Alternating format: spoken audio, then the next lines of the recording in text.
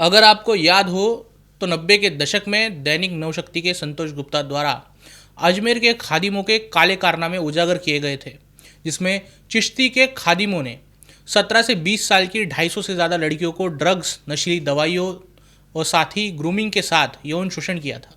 इस कांड में बड़े बड़े नेताओं की बेटियां यौन शोषण के अपराधों का शिकार बनी थी।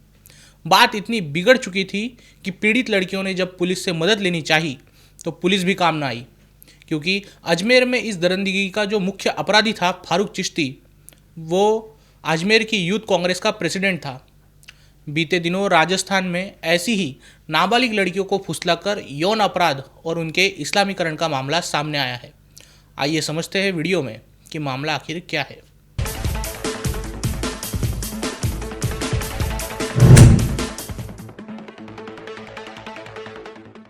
नमस्कार, न्यूज़ डंका के बात पते की में आपका स्वागत है। दोस्तों, अगर आपने हमारा पाकिस्तानी ग्रूमिंग गैंग्स पर बनाया वीडियो नहीं देखा हो तो आपको उसे देखना चाहिए। उसमें आपको अंदाज़ा आ जाएगा कि कैसे पाकिस्तानी मुस्लिम ब्रिटेन की नाबालिग लड़कियों को घेर कर प्रेम जाल में फांसते हैं, कैसे उन्हें अपनी वासनाओं का शिकार बनाते हैं।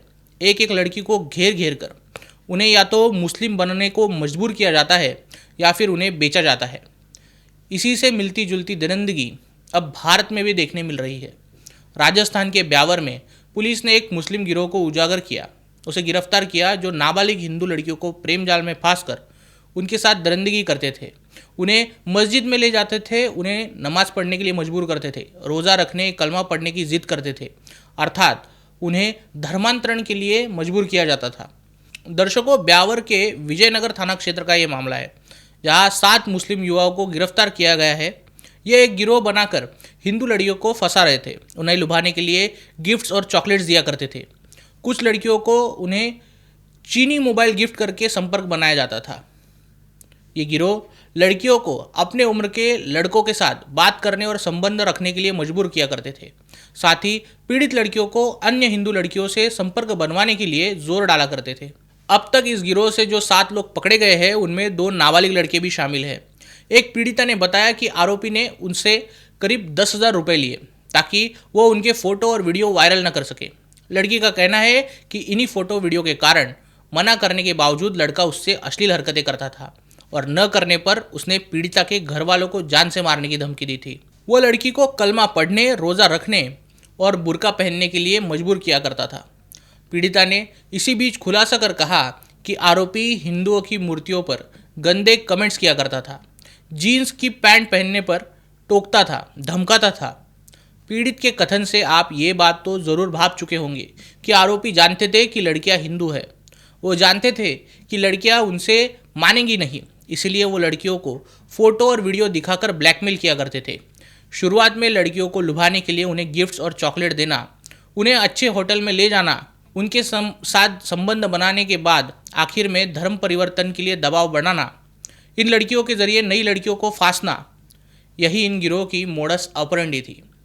और इनकी पत्थर की मूर्तियों के साथ दुश्मनी देखकर आप इसका अंदाज़ा भी लगा सकते हैं कि ये लड़के अच्छे से जानते थे कि ये क्या और क्यों कर रहे हैं।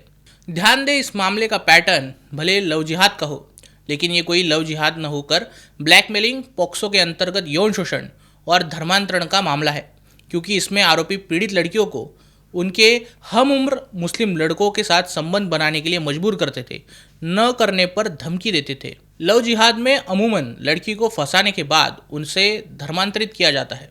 यहाँ धर्मांतरण करवाने के लिए लड़कियों को तैयार किया जा रहा था, उन्हें ग्रूम किया जा रहा था। दर्शकों, अभी तक 4 से 5 नाबालिग हिंदू लड़कियों ने उनके साथ इस प्रकार के क्राइम का खुलासा किया है, लेकिन मुस्लिम गिरोह ये काम कब से कर रहा है, कितनी लड़कियों को फंसाया जा चुका है, इस पर अभी तक कोई खुलासा नहीं हुआ है। देश भर में एक तरफ लव जिहाद के मामले देखे जा रहे हैं, दूसरी तरफ ग्रूमिंग गैंग्स सिर ऊपर उठाने लगे हैं। भारत का बहुसंख्य हिंदू समाज सहिष्णु और उदार विचारों का पोषण करता है। हिंदू समाज में महिला को देवी का दर्जा दिया जाता है, उन्हें शिक्षा और करियर की स्वतंत्रता दी गई होती है। लेकिन अगर हम 21वीं शताब्दी की बात करें तो हिंदू परिवार में संवादों की कमतरता हो चुकी है। घर की लड़कियां हो या लड़के, उनका सबसे ज़्यादा संवाद या कहे कन्वर्सेशन आभासी दुनिया में ही होता है। या तो वो किसी सोशल मीडिया के कमेंट सेक्शन में बात करते हैं या फिर व्हाट्सएप पर बात करते हैं। नाबालिग लड़कियों की अपने पिता से, अपनी माँ से खुलकर बात ही नहीं होती। कई बार माता पिता तानाशाही मिजाज के होते हैं, इसीलिए लड़कियां भी उनसे बात करने से कतराती हैं। भारत में बॉलीवुड से लेकर अकेडेमिया तक कल्चरल मार्क्सिज्म ने एक इकोसिस्टम बनाया है, जिसमें सौहार्द और सहिष्णुता के नाम पर सिर्फ हिंदू समाज को गरियाया जाता है। आप इसी से समझिए कि देश में जितनी भी न्यूज़ चैनल है, उनके 80% से अधिक दर्शक लड़के होते हैं, पुरुष होते हैं। 20% लड़कियां जो न्यूज़ पढ़ती है, उनमें या तो वो खुद पत्रकार होती हैं या फिर वो फैशन और लाइफस्टाइल से संबंधित खबरें ही पढ़ती है। ऐसे में बहुसंख्य हिंदू लड़कियों को लव जिहाद क्या होता है, इस बात का पता तक नहीं होता। अगर उन्हें इस प्रकार के अपराधों के बारे में, इस प्रकार की मानसिकता के बारे में पता ही न हो, तो वो अपना बचाव आखिर कैसे करेंगी। बॉलीवुड, एकेडमिया से लेकर सोशल मीडिया तक अपप्रचार के कारण हिंदू लड़कियां हिंदू समाज की प्रथा परंपराओं में रुचि नहीं रखती। वो उसे छोटा समझती है और किसी अन्य समाज के बारे में उनके पास कोई जानकारी नहीं होती। उन्हें हिंदू समाज में विषैले पौरुषत्व होने की बातें सिखाई जाती है। कई बार घर के पिता भी इस संशय को सही साबित करने के भागी होते हैं। ऐसे में उनसे बात करेगा कौन। जिस प्रकार भारत में लव जिहाद और ग्रूमिंग गैंग्स का राक्षस अपना सिर उठाने लगा है, समय आ गया है कि हिंदू समाज अपने घर से संवाद को पुनर्स्थापित करने की शुरुआत करे। इसके लिए परिवार के सदस्यों से ज़बरदस्ती करने की कोई ज़रूरत नहीं है। संवाद के बढ़ने से अगर घर के बच्चों को कोई गलत रास्ते पर ले जा रहा है तो उसका पता चलेगा। घर के लोगों का लड़कियों के वैयक्तिक जीवन में प्रभाव कम होने से किसी और का उनके जीवन पर प्रभाव पड़ना स्वाभाविक है। ऐसे में उन्हें दोषी न समझे। इसमें सबसे पहले संवाद स्थापित करने की ज़रूरत है, तब जाकर मार्ग निकलने लगेंगे। इस विषय पर एक इंटरव्यू या फिर डिटेल वीडियो लाने की हम ज़रूर कोशिश करेंगे। तब तक वीडियो को लाइक कीजिए।